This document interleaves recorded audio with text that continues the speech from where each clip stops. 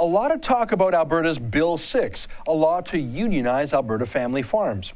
It's officially called the Enhanced Protection for Farm and Ranch Workers Act, but that's not what's inside. Here, I'll prove it to you. Take a look. This law is unusual in that it mainly repeals existing protections for farm life. So it's a very brief bill. Here, take a look at Part 1. I'll read the entire thing. Part 1, Employment Standards Code. The Employment Standards Code is amended by this section. Section 2, 3, and 4 are repealed. There, that's it. Literally 14 words. Who could be afraid of a 14-word law, right? I mean, this is about protecting workers. Well, what were those sections of that other law that were repealed? What were sections 2, 3, and 4 of the Employment Standards Code?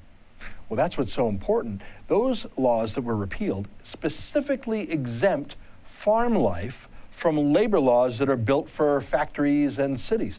Here's a list of them.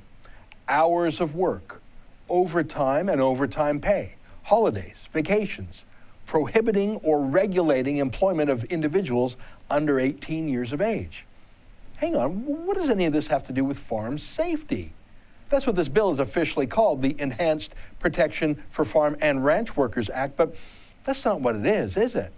The first and most obvious thing that Bill 6 does is ban family farms. I don't know a single farmer or rancher, big or small, whose entire family doesn't get involved, especially during busy times like harvest or when extra help is needed, like when a cow is giving birth to a calf at 2 a.m., when there's a problem on the farm, because the whole family lives on the farm.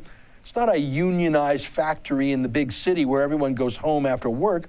It's not a government union job where they get in the crack at 10, have coffee, long lunch, leave at 4. Farming is a 24-hour day, 365-day-a-year job. What's this hours of work bit? Do you think a 35-hour work week applies during harvest season? What's this holiday business? What, do cows not need to be milked on Labor Day or New Year's Day? Only a union boss would think that's got anything to do with farm or ranch safety. Look at this absolutely unbelievable sign on one of the sham consultations for Bill 6. Is there any time of year that a union strike might not be convenient for your farm? Yeah, only a stupid NDP union boss who has never set foot on a farm would ask such a question. But this NDP government is a government of union bosses. Rachel Notley's own husband is a union boss with CUPE. Rachel Notley's chief of staff is a union boss from ACTRA in Toronto. Rachel Notley's environment minister was a union boss with the Alberta Federation of Labour, etc. There is not a single farmer or rancher in the entire caucus, nor is there a single oil or gas worker. How do you even do that? That would be like a government in Newfoundland that doesn't have anyone who's ever been in a boat. Okay, let's look at Part 2 of Bill 6. Quote, the Labor Relations Code is amended by this part. And then more talk about vacations and vacation pay and holidays and very long lunches. But look at this. Regulations under Section 138(1)(f) respecting the minimum wage. What? Minimum wage? So how does that work on a farm? I mean, do you ever stop working if you're a farmer or rancher? Do we need a punch clock now, a time clock? Who gets minimum wage? The farmers' kids who work on the farm with them?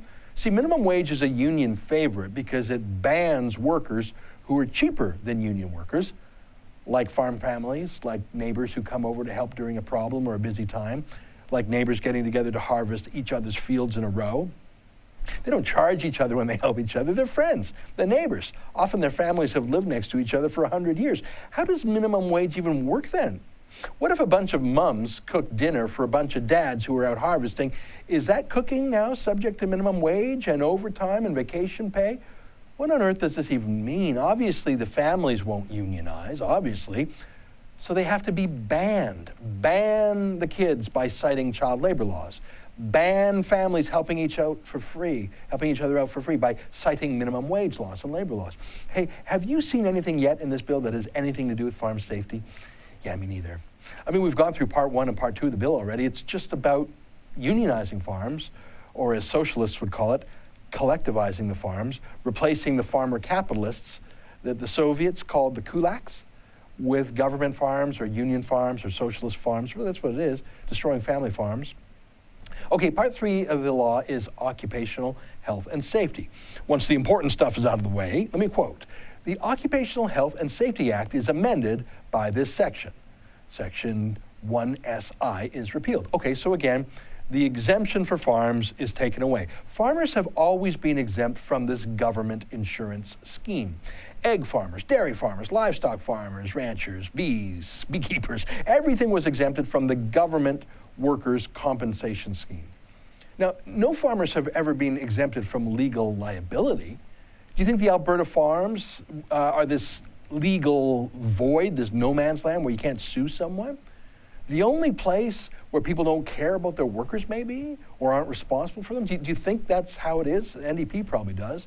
Why? Because their insurance is private insurance instead of government-run insurance? Is that really the only difference here? And do you really think that farmers who have their own children farming with them, do you really think that farmers care less about farm safety than unionized supervisors, know-nothings, sent in by CUPE or some other socialist union who've never set foot on a farm in their lives? Do you really think that a farmer or rancher cares less about his own son or daughter than a union boss from the city cares for them? Do you really think that? Hey, here's an idea. How about all of these very caring, very eager to help union bosses in the Alberta NDP? How about they look into the children literally in their own care? Did you know that in the past year, 33 Alberta children being taken care of by the unionized bosses at Alberta Child Services, did you know that 33 of them have died and 11 have been seriously injured in the past year? So almost one kid a week. By the way, that's at a faster clip than Aboriginal women are being murdered in Canada, if you're comparing social ills that are politically correct. But these are the people, the Alberta NDP, who are supposed to, these children are supposed to be safe now. They're supposed to finally be in the safe place, in the bosom of the loving, caring Alberta NDP government. These kids called for help, and they got it. And we're now officially under government protection. And 33 of those kids are dead now, after being put in the government's care. 11 seriously injured. Yeah, do you really think the Alberta NDP cares more about farm and ranch safety than farmers and ranchers who own families work there? And do you really think that forcing farmers and ranchers to join the government system is going to be better than private insurance? That's it. That's the whole law, other than a relisting of the sections that are repealed. I just read it to you. Hey, can I ask you, how does this law make a single farmer or rancher safer? Because that's how this whole thing is being sold. Do you think there's a single farmer or rancher in the entire province who, after this law is passed, will say, oh, we've been doing it wrong for 100 years. And now that I have to join a government insurance scheme instead of my private insurance plan, and now that I get to have minimum wage and vacation pay and allow unions in and strikes during the harvest, well, now we're going to be safer. This is not about safety. It's about attacking the last freest place in Alberta, farms and ranches, who, surprise, didn't vote for the NDP in the last election. That's what this is. It's vengeance. It's forced collectivization. And look, it's about the unionization of family farms. This is a website of the United Food and Commercials Workers Union. They would love to have every volunteer and farm kid and family member banned legally from working on farms so they could send in their union bosses and organize and unionize farms and get union dues. Don't take my word for it. Take their word on their own website. And you can see they've been consulted on this issue long before farmers were by the NDP. Bill 6 is not about farm or ranch safety. It will literally not change a single practice on a single farm. But if it proceeds, it will destroy Alberta farms and feed them to the unions. That's the point of it.